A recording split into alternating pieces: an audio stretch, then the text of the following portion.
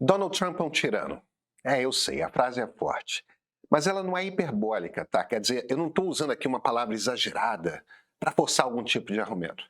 Também não é uma metáfora, não estou tentando evocar aqui uma ideia similar para fazer uma comparação. Muito menos essa afirmação, Donald Trump é um tirano, vem de uma desavença ideológica. Não é porque ele é de direita. Não faltam tiranos de esquerda. Daniel Ortega é um tirano, Nicolás Maduro é um tirano, Fidel Castro era. Se estou dizendo isso, também não é porque Donald Trump tem políticas burras, muito burras com a política tarifária. Tem muito democrata burro e incompetente por aí. A gente, com frequência demais, usa palavras fortes para aqueles de quem discordamos. A gente chama de fascista, de comunista. Guardamos toda sorte de termos que nos soam como ofensas para quem é do outro lado. Isso tira todo o significado dessas palavras. Só que não é isso que eu estou fazendo aqui. Eu tenho horror a quem guarda as ofensas para os outros e faz só elogios aos seus. A quem considera que os seus são um poço de virtudes e os outros a coleção de todos os defeitos. Donald Trump é um tirano, é uma frase descritiva. Só isso. Ela usa a palavra tirano para definir com precisão o tipo de líder político que o presidente americano é. Mas isso não quer dizer que os Estados Unidos sejam uma tirania, tá? Que o país dos americanos seja uma ditadura, que tenha deixado de ser uma democracia. Se parece contraditório, não é. Donald Trump está tentando matar a democracia americana, mas só porque ele é um tirano e está na presidência, não quer dizer que ele vai conseguir matá-la. Pode acontecer, mas ainda não rolou. A bem da verdade, nós estamos vivendo uma situação tão inédita historicamente que não temos escolha. A gente vai precisar sentar e esperar. Não dá para prever o que vai acontecer. A primeira mostra de um tirano é simples, sentir-se acima das leis. Mais que isso, agir como quem está acima de qualquer lei mesmo. Aí por isso mesmo, misturar o que é público com o que é privado como se não houvesse diferença, sabe? Seus negócios pessoais e os do Estado são os mesmos. Ser líder do país e se beneficiar pessoalmente disso é apenas natural para um tirano. Há 2 semanas, o presidente participou de um torneio de golfe que ocorreu num clube que pertence a ele na Flórida. Quem são os patrocinadores do torneio que o presidente montou? Yassir Al-Rumayyan, chefe do Fundo Soberano Saudita. A Riyadh Air, a companhia aérea saudita. A Aramco, estatal saudita de petróleo. Mas só para dizer que não eram só os sauditas, o TikTok também patrocinou a coisa. Ou seja, o presidente monta um torneio de golfe que não tem qualquer relevância senão pelo fato de ele, presidente, jogar. Quem participa precisa botar uma grana no clube que o promove, de quem é o clube do presidente. Todos ficam hospedados em Mar-a-Lago, outro clube do presidente. Pagam por isso e pagam caro. E aí vem a grana pesada de patrocínios. Quem paga? Uma companhia chinesa que precisa desesperadamente de favores presidenciais, pois está operando ilegalmente nos Estados Unidos, e uma nação estrangeira, a Arábia Saudita. Nada disso foi escondido, tá? Tudo feito às claras. Aqueles patrocínios nas faixas. Esse é só um exemplo. O presidente criou uma companhia de criptomoedas chamada World Liberty Financial. Recebeu investimentos pesados, por exemplo, de Justin Sun, um empresário chinês que está sendo investigado por corrupção. Quer dizer, estava. Trump baixou um decreto bloqueando a investigação. Essa companhia não produz uma única criptomoeda relevante, não tem valor relevante no mercado e, no entanto, recebe investimentos a toda hora. Precisa de um favor do presidente? Invista na sua empresa, invista no seu torneio de golfe. O nome disso é corrupção. Corrupção, aliás, escancarada. Toda sorte de agentes legítimos ou não, gente que tem interesses diretos em decisões tomadas pela Casa Branca, encontram caminhos fáceis para botar dinheiro vivo, dinheiro de verdade nas mãos de Donald Trump. E os favores acontecem. Dizer que isso nunca aconteceu nos Estados Unidos dos tempos recentes é dizer o óbvio. Gente, nenhum presidente brasileiro do período da Nova República fez qualquer coisa sequer próxima disso. Nem Fernando Collor.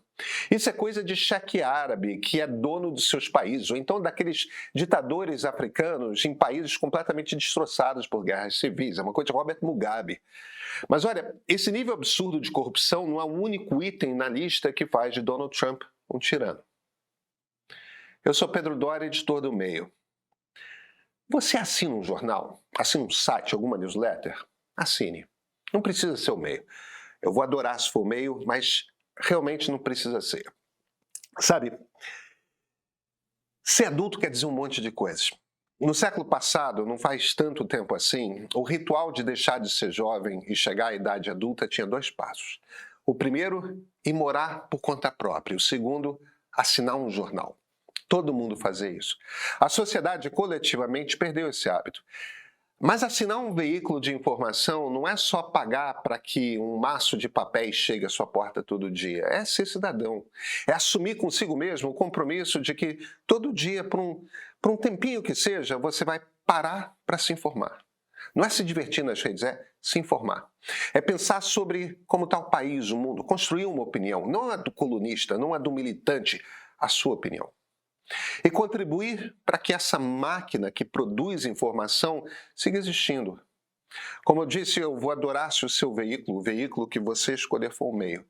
Nós precisamos de assinantes. São eles que nos sustentam. Mas talvez não seja o meio para você. Tem muito jornalista sério por aí. Pensa nisso, pague por jornalismo. É a parte de cada um para vir em sociedade. Esse é o ponto de partida.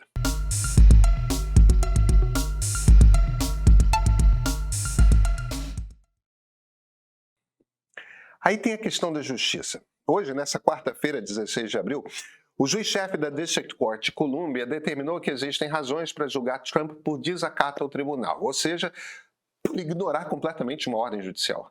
O juiz James Boasberg havia dado uma liminar proibindo o governo federal de extraditar um grupo de imigrantes ilegais venezuelanos antes de ouvir suas defesas. Sabe como é que é, né? As pessoas em democracias têm direitos, podem se defender antes de serem condenadas a qualquer coisa. A Casa Branca simplesmente ignorou a ordem, botou as pessoas no avião e mandou para El Salvador. A District Court de Colômbia é uma espécie de primeira instância da Justiça Federal. É para onde vão todos os processos contra a União nos Estados Unidos. Mas é uma primeira instância bastante especial, porque depois dela só tem outra instância, a Suprema Corte.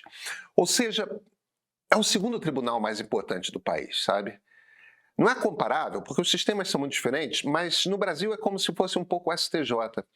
Esse caso não é único. Há inúmeras decisões judiciais que o governo está ignorando, incluindo uma da própria Suprema Corte. Sim, da Corte Máxima do país. Os juízes determinaram que o governo precisa facilitar o retorno ao país de Quilmar Armando Abrego Garcia, um salvadorenho que foi deportado ilegalmente.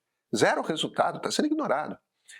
Portanto, a essa altura, vários escritórios de advocacia devem estar com a faca nos dentes, pronto para representar quem deseja processar o governo, certo? Mais ou menos. Sussman Godfrey, Perkins Coie, Paul Weiss, Jenner Block, um grande escritório após o outro estão sendo diretamente atacados pelo governo federal. O presidente assina ordens executivas, que são tipo decretos, dizendo que eles não podem mais trabalhar para nenhuma instância do governo. Esse veto quer dizer que não podem ter acesso a informações sensíveis, que muitas vezes precisam, que não podem entrar em prédios do governo às vezes, além de, claro, perderem inúmeros contratos importantes. Estar banido de operar com o governo faz com que clientes privados se afastem, ainda mais esse governo. Eles têm medo de retaliação da Casa Branca. Estamos falando de um presidente americano que dá ordens, ignora decisões judiciais que questionem essas ordens e ataca com o poder da presidência qualquer advogado que queira defender seus inimigos. Vocês percebem que essas questões não tratam de ideologia, né? Nenhuma delas é sobre esquerda ou direita. Poderíamos agora rumar por uma outra seara, um governo que ataca as universidades privadas, exigindo que seja a Casa Branca que determina o que pode e o que não pode ser ensinado em sala de aula, que quer determinar quem pode ser aceito como aluno e quem não pode. Donald Trump segue sendo bastante popular. Ele tem aprovação, sabe, acima de 45%, o que para padrões de hoje é muito alto.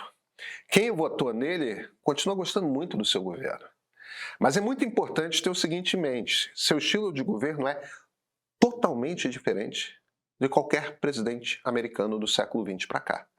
É radicalmente diferente do maior presidente republicano do século XX, Ronald Reagan. Trump é um bicho novo na política dos Estados Unidos. Tão radicalmente novo que precisamos de alguma palavra para descrevê-lo, porque a gente não tem. Tirano serve para isso. É uma descrição apenas. É alguém que toma a lei para si. Ele é a lei, o que ele fala, a lei é. Não importa a Constituição, não importam os juízes, não importa a tradição. Tem outro termo, Donald Trump é anti-americano. O problema dessa palavra é que aí se trata de opinião, minha opinião. Minha definição de Estados Unidos começa com a ideia de democracia. Se alguém é antidemocrata, é anti-americano. Só que aí é só questão de opinião.